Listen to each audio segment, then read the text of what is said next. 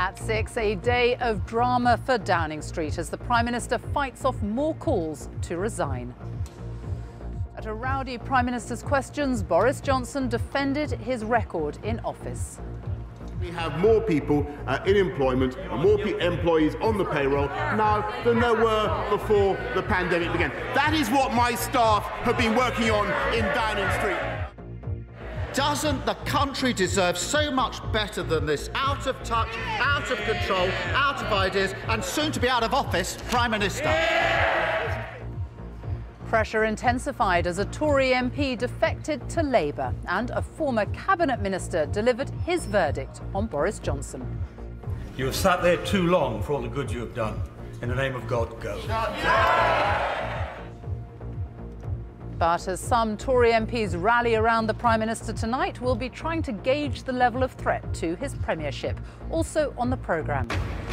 England's Plan B COVID measures are being dropped completely. Work from home ends today. Face coverings are no longer required from the end of next week.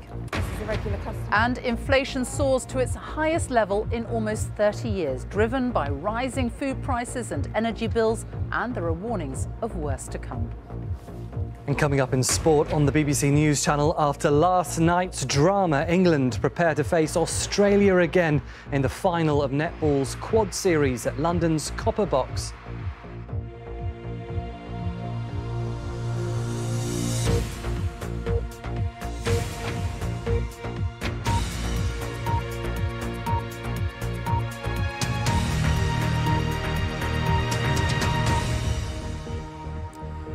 Good evening from Downing Street on a dramatic day in Westminster as the Prime Minister faced more intense pressure over parties held here during lockdown.